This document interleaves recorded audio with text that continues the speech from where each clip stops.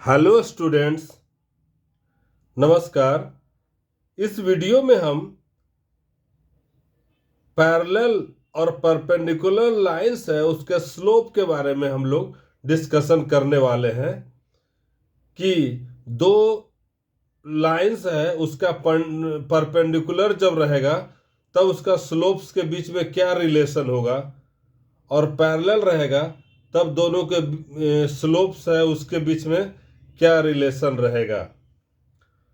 तो इसमें हम कोशिश करेंगे ये जानने का कि दो लाइंस अगर पैरेलल है तो उसका स्लोप का क्या है, और दो लाइंस अगर परपेंडिकुलर है आपस में तो उनके स्लोप के बीच में क्या रिलेशन है।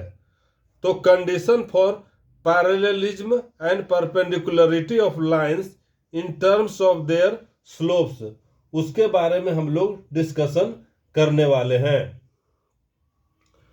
तो हम लोग जानते हैं कि स्लोप जो रहता है, स्लोप कब डिफाइंड रहता है, जब नॉन वर्टिकल लाइंस रहेगा तब स्लोप डिफाइंड रहेगा। वर्टिकल लाइंस का स्लोप डिफाइंड नहीं होता है। स्लोप्स जो होता है उसको हम लिखते हैं स्लोप बराबर एम होता है, जो कि वो टैन थीटा होता है। ये स्लोप होता है। थीटा जो कि इंक्लिनेशन है, theta inclination of A line, inclination of a line with positive direction of x axis measured in anti clockwise direction, तो उसको हम लोग इंक्लिनेशन कहते हैं। जैसे ये पॉजिटिव एक्स एक्सिस है और ये अगर ये लाइन है, मेरा ये लाइन है, और देखिए ये लाइन जो है positive direction of x axis से इसको हम एंटी क्लॉकवाइज में मेजर करेंगे तो थीटा एंगल बना रहा है। इस थीटा को हम कहते हैं इंक्लिनेशन, और इसका टेंजेंट जब ले लेते हैं, इस एंगल का टैन थीटा जो रहेगा, थीटा इंक्लिनेशन है और उसका टैन थीटा ले लेंगे तो इस लाइन का स्लोप निकल जाएगा। तो इस लाइन का स्लोप m बराबर टैन थीटा है। तो टैन थीटा ये जब कब होगा, जब थीटा हम जानते हैं कि थीटा जो है 0 डिग्री के बराबर हो सकता है और 180 डिग्री के बराबर हो जाएगा तो समझिए 0 डिग्री ही हो जाएगा। तो किसी भी लाइन का इंक्लिनेशन है 0 से 180 के बीच में हो सकता है। स्लोप जो रहेगा उसका स्लोप के बारे में हम जानते हैं कि अगर थीटा बराबर हो जाएगा 90 डिग्री तो टैन थीटा जो है, टैन 90 डिग्री हो जाएगा, जो कि ये नॉट डिफाइंड है, ये जो कि नॉट डिफाइंड है। तो हम लोग वर्टिकल लाइन का जो है उसका स्लोप के बारे में हम बात नहीं करेंगे। वर्टिकल लाइन का स्लोप जो है वो अनडिफाइंड होता है, तो उसके स्लोप के बारे में हम बात नहीं करेंगे। तो हम लोग नॉन वर्टिकल लाइन के बारे में बात करेंगे, हम लोग नॉन वर्टिकल लाइन के बारे में बात करेंगे। तो कोऑर्डिनेट प्लेन में हम सपोज करेंगे कि दो नॉन वर्टिकल लाइंस है, दो नॉन वर्टिकल लाइन है, नॉन वर्टिकल है, इसलिए हमने वर्टिकल नहीं लिया है, वर्टिकल नहीं लिया है कारण कि वर्टिकल लाइन का स्लोप ही डिफाइंड नहीं है, इसलिए हम उसको वर्टिकल लाइन को हम ले नहीं सकते हैं। तो सपोज करेंगे कि two non vertical lines L1 और L2 है जिसका स्लोप है M1 और M2। हम फिगर बनाते हैं, दो हम लाइन लेते हैं जिसका स्लोप है, देखिए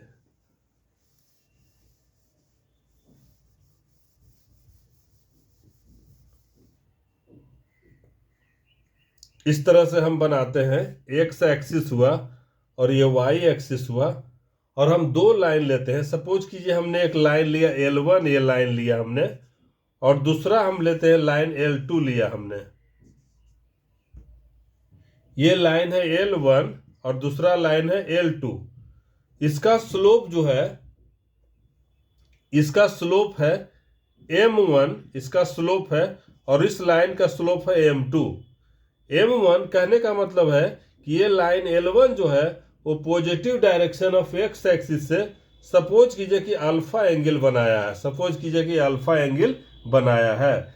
लाइन L2 है, positive direction of x axis से बीटा एंगल बनाया है, जिसको हम एंटी क्लॉकवाइज डायरेक्शन में मेजर कर रहे हैं। ये एंगल बीटा है।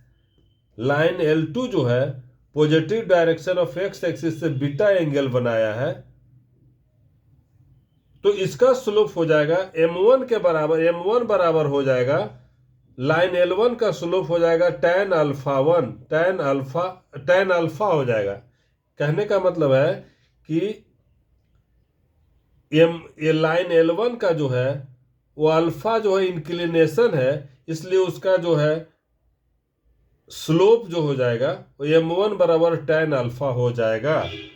और यहाँ पर लाइन L2 का स्लोप m2 है, m2, और इसका इंक्लिनेशन बीटा है, तो ये tan बीटा हो जाएगा, m2 बराबर tan बीटा हो जाएगा। तो अगर रहेगा अगर दोनों लाइन पैरेलल है, दोनों लाइन पैरेलल है, हम पैरेलल की पहले बात करते हैं, तो इफ अल्फा बराबर बीटा, कहने का मतलब इंक्लिनेशन ऑफ लाइन L1 बराबर inclination of line L2, inclination of line L1 बराबर इंक्लिनेशन ऑफ लाइन L2। इसका मतलब अल्फा बराबर बीटा है, तो दोनों तरफ हम टेंजेंट लगा देंगे, तो tan अल्फा बराबर tan बीटा हो गया, tan अल्फा बराबर tan बीटा हो गया। तो इसका मतलब है कि m1, इस लाइन का m1 स्लोप हो गया, उस लाइन को m2 हो गया, तो m1 बराबर m2 हो जाएगा, m1 बराबर m2 हो जाएगा। अगर एंगल अल्फा और बीटा बराबर रहेगा तो m1 बराबर m2 हो जाएगा। इसका मतलब दोनों लाइंस जो है वो पैरेलल हो जाएगा। ये ध्यान रखिए कि दोनों लाइन जो है वो नॉन वर्टिकल लाइन है, दोनों लाइन जो है नॉन वर्टिकल लाइन है। कहने का मतलब है कि हम इस तरह से, अगर हम एक्स एक्सिस है, इस तरह से वर्टिकल लाइन दो नहीं ले सकते हैं। इसका जो है वर्टिकल लाइंस, इसका स्लोप अनडिफाइंड है, इसका भी स्लोप अनडिफाइंड है। तो जो है टू नॉन वर्टिकल लाइंस है L1 एंड L2, और जिसका दोनों का M1 और M2 इसका स्लोप है, तब हो जाएगा M1 बराबर M2। कहने का मतलब स्लोप भी दोनों लाइन का जो है वो बराबर होगा। तो इस सब स्लोप जब बराबर हो गया, इसका हम लोग कहेंगे कि therefore the lines are parallel. इसको हम लोग लिखेंगे therefore the lines are parallel, therefore the lines are parallel. हम बोलेंगे कि ये दोनों लाइन पैरेलल है, कारण कि दोनों का इंक्लिनेशन सेम है, तो टेंजेंट जब लिए वो भी सेम हो जाएगा। इसका मतलब स्लोप जब सेम हो जाएगा तो m1 बराबर m2 हो गया। इसका मतलब स्लोप जब सेम रहेगा, स्लोप सिर्फ नॉन वर्टिकल लाइंस का डिफाइन होगा, तो हम इसको कहेंगे ये दोनों लाइंस जो है वो पैरेलल है। Therefore the lines are parallel. तो इसको हम रिजल्ट लिखेंगे, हम इसको फिर से हम रिजल्ट लिखते हैं। अगर स्लोप बराबर है तो हम इसको रिजल्ट लिखेंगे कि टू नॉन वर्टिकल, इस पर ध्यान दीजिए कि नॉन वर्टिकल क्यों लिखा गया है, कारण कि वर्टिकल का स्लोप जो डिफाइन नहीं है। Two non vertical lines L1 and L2 are parallel if and only if their slopes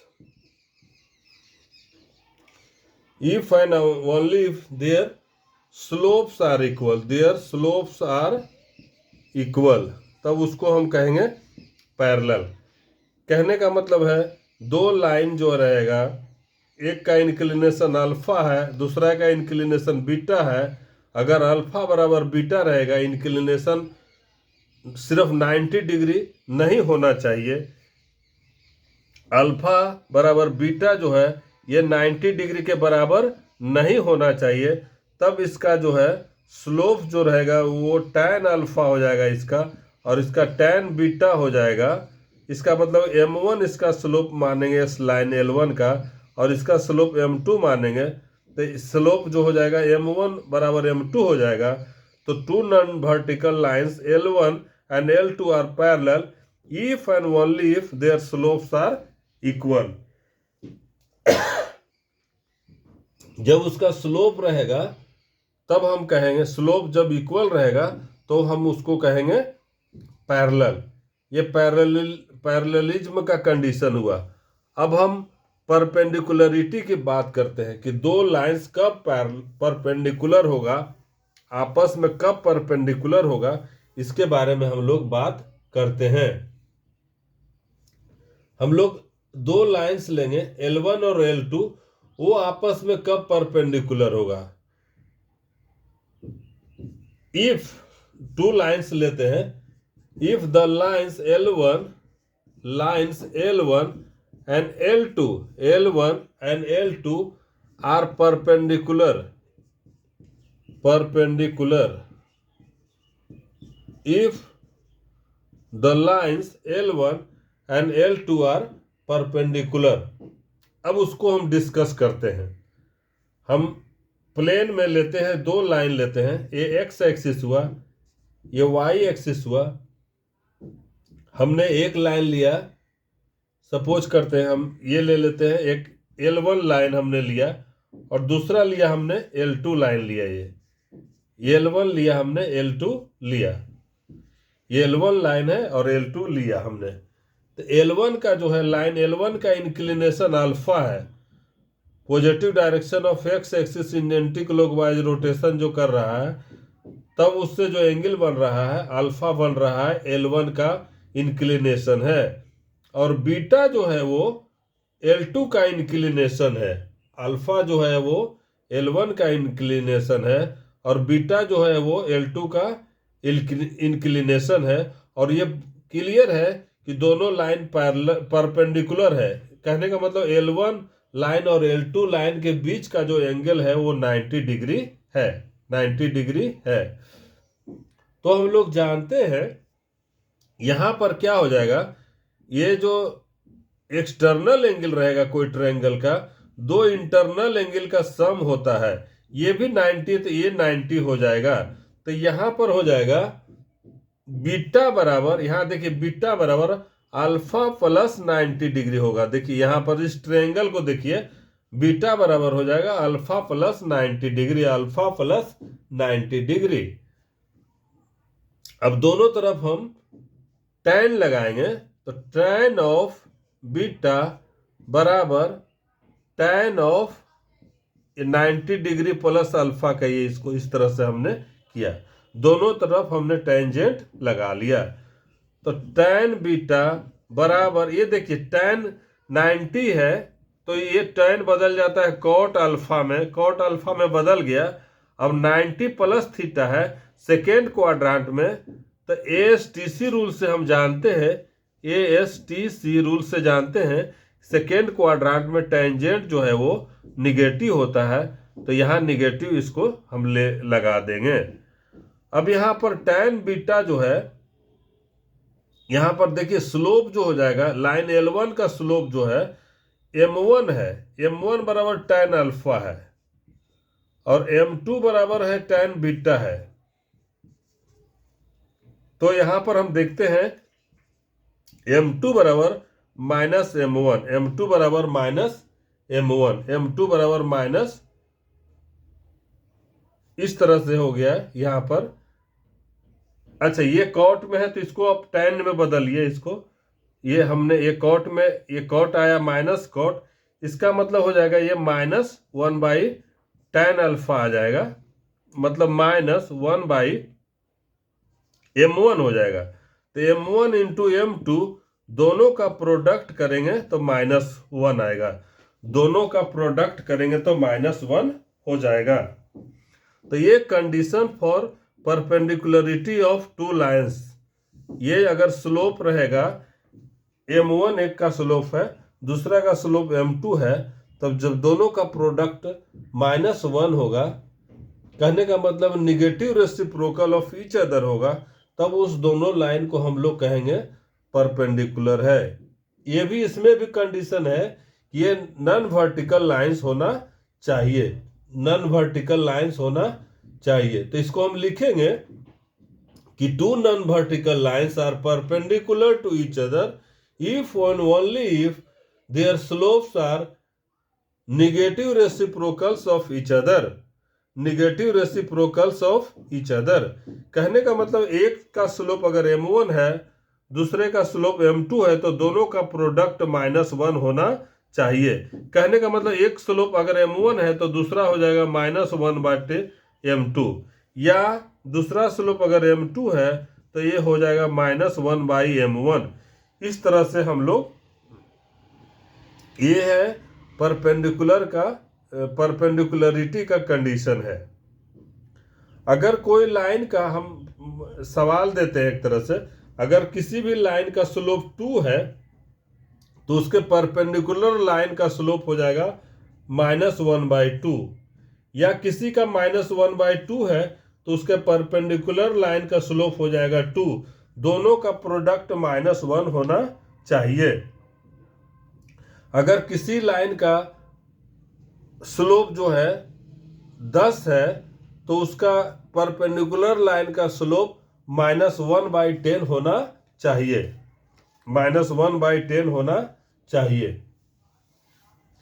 तो इस तरह से हमने देखा कि दो लाइंस का स्लोप जो रहेगा, अगर उसका प्रोडक्ट -1 रहेगा तो दोनों लाइन जो है परपेंडिकुलर होगा। अगर दोनों स्लोप अगर बराबर हो गया तब इसका मतलब कि लाइन जो है वो पैरेलल है। दोनों लाइन का स्लोप का प्रोडक्ट अगर -1 हो गया तब ये कहेंगे एक दूसरे से परपेंडिकुलर है। और अगर दोनों स्लोप बराबर हो गया, m1 बराबर m2 हो गया, तो हम दोनों को कहेंगे कि पैरेलल है, दोनों लाइंस जो है वो पैरेलल है। ये स्ट्रेट लाइन को आगे समझने में बहुत हेल्प करेगा, इसको समझना बहुत जरूरी है। इसमें टू नॉन वर्टिकल लाइंस है, ये बहुत इंपॉर्टेंट है। टू नॉन वर्टिकल लाइंस कहने का मतलब है कि वर्टिकल लाइन का स्लोप जो है वो अनडिफाइंड है, इसलिए यहाँ नॉन वर्टिकल लाइंस के बारे में कहा गया है।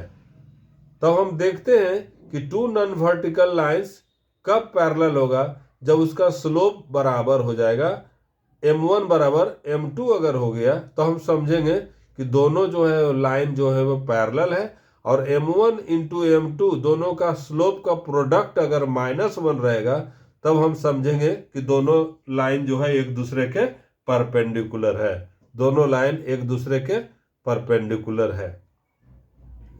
अगर मेरा वीडियो अच्छा लगा हो तो अपने दोस्तों के साथ शेयर करें और हमारे चैनल को सब्सक्राइब करें, लाइक करें, और इस तरह का और हम कॉन्सेप्ट जो है आगे के वीडियो में लाते रहेंगे। Thank you very much, thank you.